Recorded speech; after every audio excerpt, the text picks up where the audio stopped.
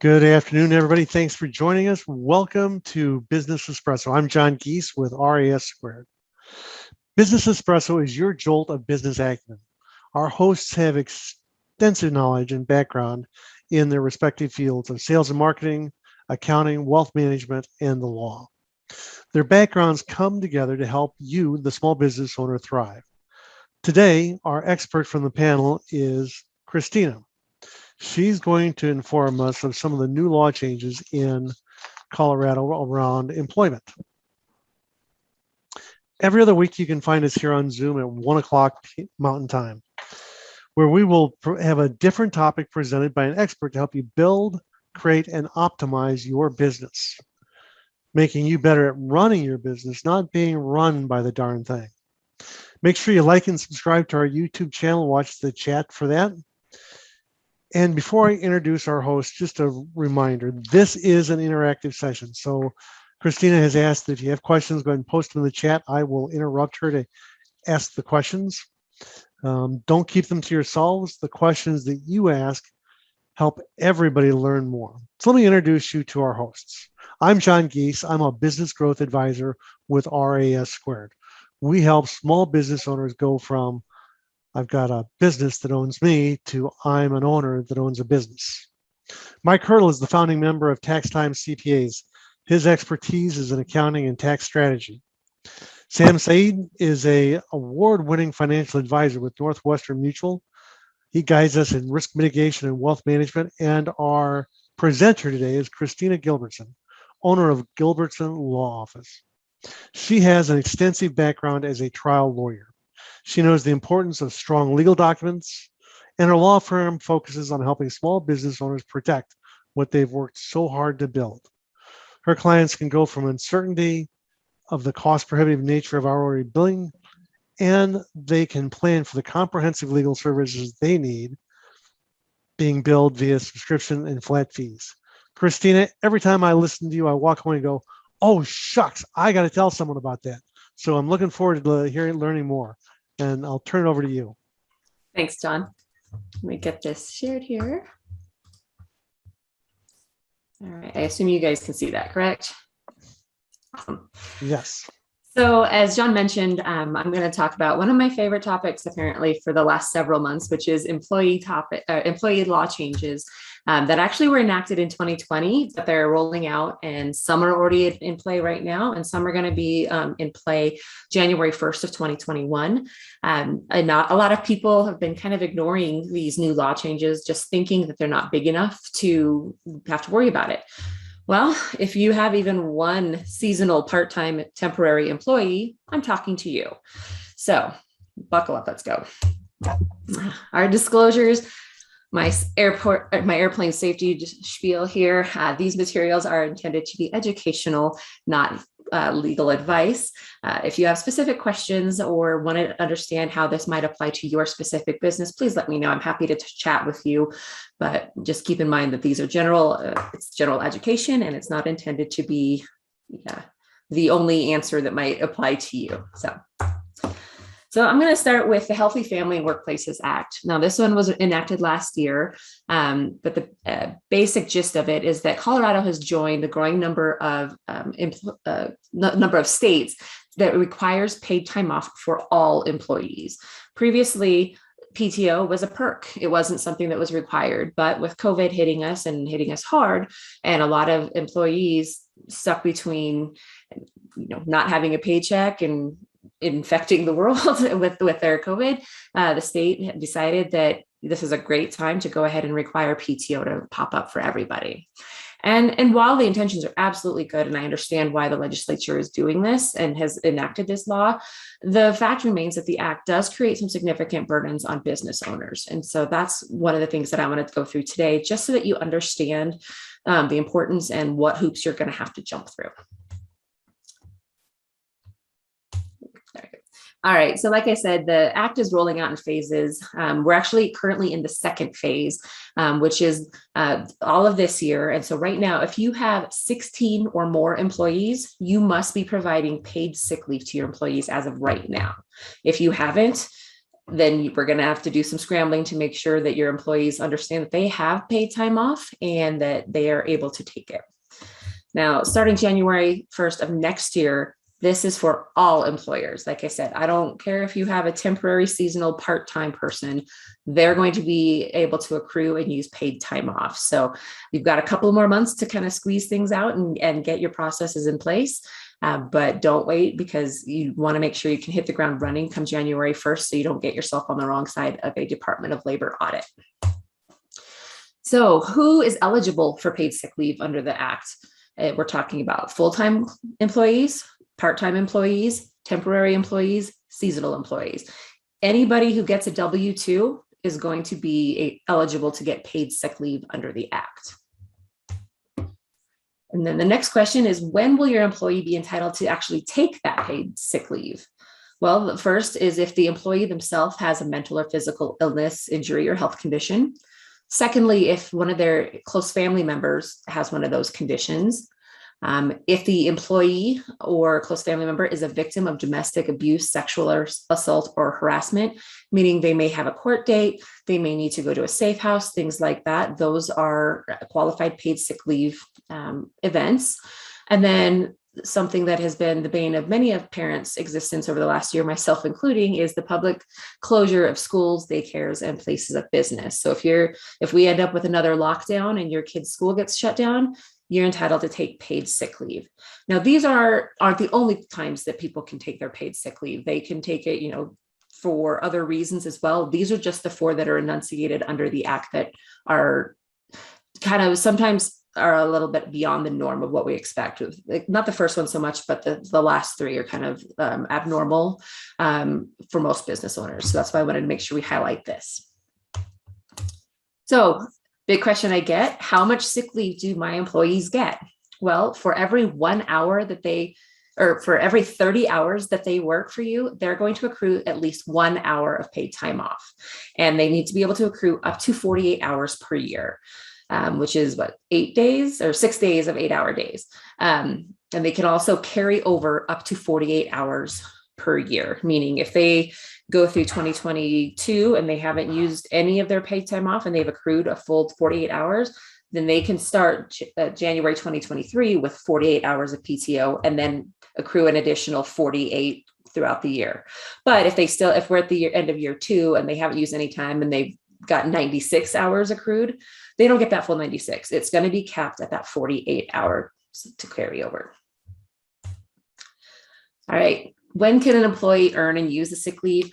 They start earning immediately. A lot of people have a 30-day, 60-day, 90-day probationary period where they say, after that time, you can start reaping the benefits of, insurance, paid time off, all of these things. Well, that's not going to fly anymore when it comes to this required PTO. So day 1, they start earning that. For every 30 hours work, they get 1 hour. They can now use their PTO in as little as hourly increments. And most of us think, half day or full day would be your typical PTO, but no, the legislature realizes that sometimes maybe you only need an hour off to go to a doctor's appointment or something like that. And they don't want the employees to burn an entire half or full day. So they can use hourly increments. And while we as business owners can ask them to provide us advanced notice, it's not required under the law. So keep that in mind. It's going to be a little bit tricky. And with the hourly increment tracking, there is a lot of paperwork and record keeping they're going to have to do that we'll chat a little bit more about later. So there are some additional things that you want to keep in mind. If you have an employee that has accrued, say, 20 hours of PTO and they leave the company, whether because they found another opportunity or they were terminated, you do not have to pay out that 20 hours of PTO upon their separation, unless that person comes back within 6 months of that departure date. So if it's, say they had to take a leave of absence, and so they had to just stop working and they resigned, but they come back 4 months later, they're going to start back up with that 20 hours already in play and then continue to build on that. You are going to need to keep meticulous records for the entire duration of an employee's tenure with your business and for 2 years after they leave the business. And for that, those records that I'm talking about, we need to keep track of the hours that they worked, the PTO hours that they've accrued, the PTO hours that they've used, all of the things. So it can be a record keeping nightmare. So that's why we've got time right now to start figuring out how to track those. Is it something that your payroll provider can help with? Because there are some that understand these rules and can certainly help build that in and help you with that record keeping. Other people, it could be a spreadsheet, as long as you have those records that you can produce to the Department of Labor, should they request it, you're going to be okay. The next thing to keep in mind is notice. The Act does require that you give formal written notice to your employees that they are entitled to paid time off. There's a specific notice that you could find online, and I'd be happy to share it with anybody who needs it, that is from the state that outlines a lot of things we're talking about today, as far as what counts as PTO, when they get it, how they use it, all of those things. And there's also a poster that you need to have in your break room with your minimum wage and things like that, those posters. So just make sure that you're giving your employees adequate notice of what they're entitled to. Now, public health emergency is probably a term that most of us have never heard of before last year. Fortunately, we're not currently in a public health emergency because Governor Polis ended that in early July. But if the numbers keep going and the trajectory keeps going the way it is right now, we could very easily find ourselves in another public health emergency. In that case, any full-time employee that works for you will be entitled to an additional 40 hours or up to a total of 80 hours, I should say, of paid time off during the duration of that public health emergency. So they would already be entitled to 48 hours under the standard law, but they're getting an additional 32 hours. And it's not that they have to accrue it. They just get it because of the severeness of the public health emergency and the public policy behind that. So fingers crossed we don't find ourselves in another health emergency, but just be aware that if that does come back into play, it ups the ante a little bit for you. All right, the next thing I want to talk about as far as employment law changes is the Equal Pay Act. So the goal of the Equal Pay Act is to help close the pay gap and ensure that employees are being paid the same rate if they're doing similar job duties, and that there's no discrepancy based on their sex or some other protected status. This actually applies to all businesses, regardless of size or industry, and it's effective as of right now. So this is definitely something you want to be paying attention to.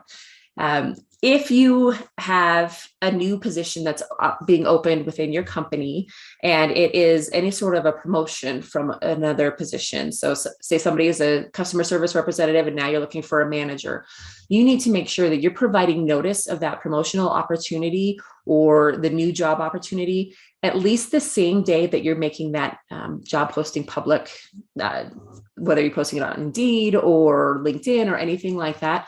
Because what they're trying to do is foster growth from within the company and try to elevate people within the company rather than overlooking the people in the company and bringing in outsiders. Keep in mind, job postings now must include both job descriptions and a compensation range. This is probably something that most businesses aren't doing. I don't know about you guys, but at some point in my life, I've seen a job I was interested in and I had an idea and I had no idea what the pay range was because they didn't have to put it out there. Now you do. It doesn't have to be a specific dollar amount, but it does need to say, this is going to be 40 to 50,000 or whatever that pay range is going to be. You also need to make sure that you're limiting your questions that you're asking during interviews. You can no longer ask people for their wage history or what they're currently making. That is because I think that people realize that a lot of prospective employees were cutting themselves short because they come in and they say that they're willing to accept $15 an hour, but the employer was willing to pay $20 an hour. Well, most businesses are going to say, hey, this person's great and they're a steal. So I'm going to, instead of paying them the $20 I had allotted, I'm just going to pay them the $15 that they're asking for. So that's just something to keep in mind with that. Oops. And the big issue with the Equal Pay Act is they're looking for transparency. They just want to make sure that pay is being clearly communicated to people and there's no surprises or hidden agendas for that. So what I'm suggesting with all of my clients and for all of you sitting here is be proactive with your policies. So right now, I suggest to everyone, and even the legislature suggests, that you do an internal audit pay, or pay audit, sorry, to make sure and see if there are any existing inequities within your business that need to be fixed now. So if you're proactive and you go and you say, hey, Sam and Sherry are both doing the same job, but Sam's making $10 an hour more, this is your opportunity to go through and make that clear and make that a little bit more equal. And so make sure you're creating, reviewing, or modifying your policies that explain the specific pay structure, how merit increases might work, what incentives there might be, different job levels, and just make sure that you're really paying attention to that. The primary focus of the Equal Pay Act seems to be on the sex discrimination, but we want to make sure that we're looking at it across the board so that it's, there's no racial or anything else discriminations happening there. And then once you've analyzed everything, then you need to create or update all of those policies. Make sure that you have those job descriptions in place.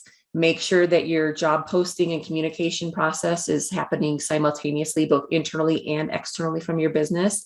And look at the job descriptions that you actually have and see, are we talking about substantially similar work, just with a different, title attached to it? Are there actually differences in terms of the scope of job duties that somebody has that would justify a difference in that pay scale? And if not, then you need to make sure you're updating those. As far as the job applications and interview process go, for your you want to update your policies and procedures again. For hiring practices, again, make sure you're not asking questions you shouldn't be, like the wage history question we talked about earlier, as well as any ban the box questions, meaning you can no longer ask about criminal history of prospective employees unless and until you actually make them a prospective job offer, because we want to make sure that people are being engaged on their merits, not on a potential indiscretion that they had 20 years ago that still is on their record. And so that's, again, it's trying to have transparency and have leveling the playing field for folks. As I mentioned, you need to keep your records clean and thorough, and you have to keep them for the duration of the employee's work for you, as well as 2 years after they leave. And make sure you're training your staff regarding the Equal Pay Act, and especially if they're in a managerial position where they're doing any sort of hiring or pay increases or things like that, just so that you can make sure that you're consistently acting within your company. And as I mentioned before, we're updating or creating documents. If you do have a job application form, make sure you're removing, do you have a criminal history? Have you ever been convicted of a felony or a misdemeanor? What is your pay salary or pay history? Get those questions out of there because they're no longer appropriate. Make sure you have your job descriptions and salary range info handy for prospective interviewees. And make sure you have an employee handbook. This is where you can provide a lot of the notices that are required to your employees. And it also just sets the stage for a cleaner relationship between you and your employees. It's a guidebook for them that should be able to explain to them, what do they get as far as PTO? What are their expectations with regard to telecommuting? All of these things. Just make sure that you have an employee handbook. I know it's a thing that a lot of folks don't think is necessary, but as these employment laws are becoming more and more specific, I'm definitely recommending that you have an employee handbook in place. If you already have an employee handbook and you haven't looked at it in the last 12 months, I'm almost going to guarantee that you're going to have to update something in that employee handbook. Because my guess is your PTO policy probably doesn't have the specific information that it should have based on the Healthy Families and Workplaces Act. So just keep that in mind. Have somebody take a look at it, see if changes need to be made. But like I said, everyone that I've looked at over the last 12 months has needed to have some level of tweaking done to it. So, all right. So again, what should you do now? Make sure you've got your posters posted and your written notices ready to go for your employees. Revamp all your forms. Secure your employee files. You want to make sure that you're keeping all of those time tracking and everything secure and it's not just easily tampered with, because you just want to make sure that everything is buttoned up. Work with your payroll company, see if they can take a big part of the burden as far as tracking all of the hours worked, the paid time accrued, and the paid time off used. get that employee handbook buttoned up or get one created for you, and make sure you have adequate job descriptions that you can use for job postings, and both internally and externally. So that's what I've got for you.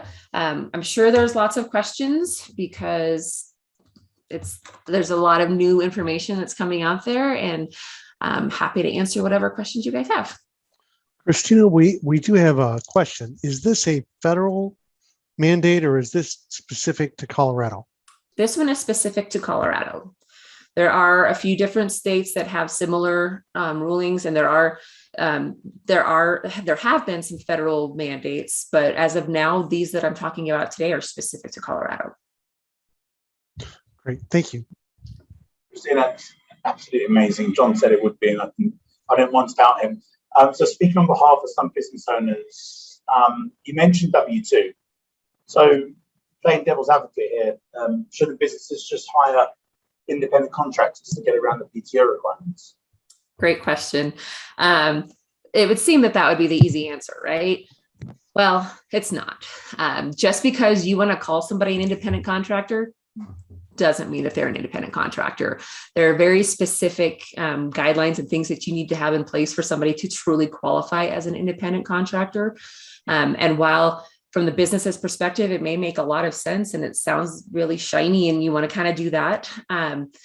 If there were to be an audit and you're treating your independent contractor really as an employee, but you're just calling them an independent contractor, the fines and penalties for that are stiff. And if it's been an intentional miscategorization or misclassification, we're talking even the owner's personal assets can be used for some of those fees and fines. And so if it's truly an appropriate independent contractor, then sure, that's perfectly fine because they're not required to earn PTO.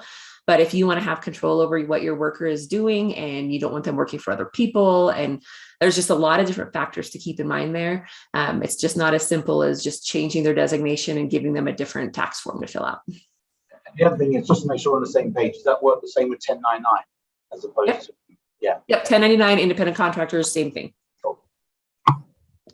So, Christina, what is the difference between vacation and PTO? I kind of hear them interchangeable. Sure. So historically, they have been used interchangeably. The way that it's couched at this point is a vacation that's not under the Healthy Families Act.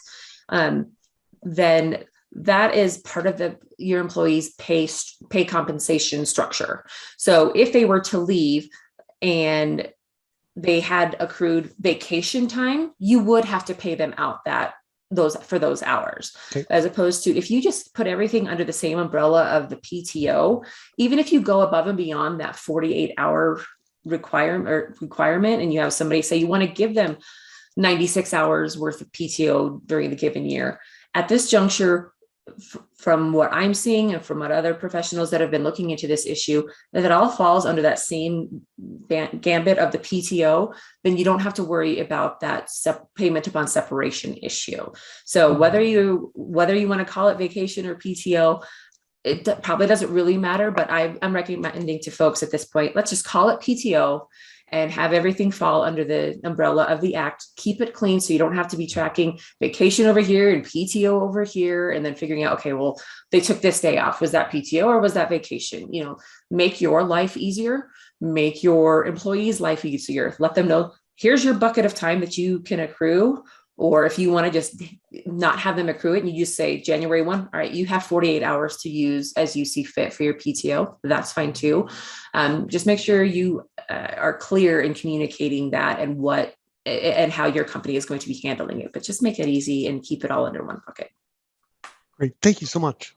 You kind of answered my question, but I just want to clarify that. So, do employees need to provide both vacation and PTO now, or is it literally just under one thing to make it?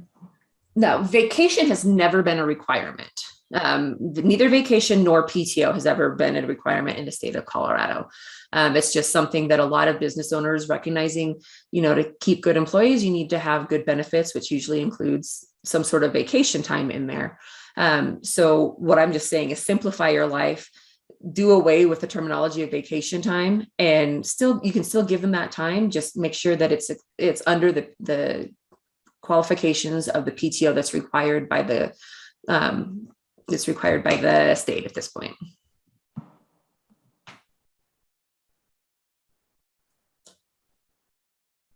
Any other questions? Yeah, so I've only got 2 employees, and I know them both very well. But if someone is listening to this, or someone, one of my clients has, say, 50 employees, what if they're worried about people taking advantage of the system? What kind of documentation can they require to provide to basically justify their PTO? Sure. So an employer can require documentation if an employee is taking 4 or more days away from the business. That could be a doctor's note. It could be, a police report if it's a sexual harassment, basic information. But keep in mind, the specifics of the illness, you can't ask for that specifically. You can just have a doctor's note that says they're ill, and they can't be at work for this time. And if it is somebody that is out because of a sexual assault or something like that, the details of that cannot be forced to be provided. So it may be some redacted documents or something like that, but it has to be 4 or more days before that can actually be required by the employer. Up to 48 hours. And then that's how much they're forced to cover, right? Correct. Yes. Yep. Yeah. Okay. Thank you. Yeah. Any other questions? I know. See. Sorry, I know the answer. I think I know the answer. I just want to make sure that everyone else, I think you've been very thorough and explained this very, very, very well. But is there any way for any company in the state of Colorado to not comply with the PTO requirements? Is there any get out clause? If anyone's like, I want to try and find a way to not comply legally, is there a way? As of now, no. This is something, obviously, it's a new thing that they're imposing on small businesses. And I'm sure there's going to be some challenges and some claims of hardship by small businesses that may find its way into the court system at some point. But as of right now, no, there are no carve outs. There's no exceptions, no exemptions. If you have an employee, you need to make sure that you're jumping through the right hoops here. There was one more question about if the slides are going to be available after this, and I'd be happy to put those in the Facebook group. Okay, so they'll be in the Facebook group along with a copy of this recording. Christina, I've got one last question. What about if you have kids on your payroll? Do they need to be accruing the PTO as well? That's a really good question. I don't know that I've seen anything specifically addressing that, but if they are a W-2 employee, I would assume yes. And I would err on the side of giving them that PTO. I haven't seen anything that states that they have to be 18 or over, but I will certainly look into that just because I know it's going to happen. But my understanding is it's a pretty blatant, it doesn't matter who they are, where they're from. If they're a W-2 employee, it applies to them. All right. Thank you, everybody, for joining us. Our next session will be August 31st, and will feature Sam sharing, tied right into this, changes to PTO and equal. Nope, this is a different talking point. Stand by and watch our Facebook group for an announcement on what Sam's going to talk about, but it will be to help you with your wealth and risk management. Starting in September, we're going to start bringing you a different format. Monday through Thursday, you will get a brief video from each of our participants on Marketing Monday, Tax Time Tuesday, Wealth Wednesday, and That's the Law Thursday. If there's someone you know, like I do, that could benefit from this video, grab the link from either Facebook or YouTube and share it. It could be a business saved. On behalf of all of us at Business Espresso, thanks for joining us, and we'll see you next time.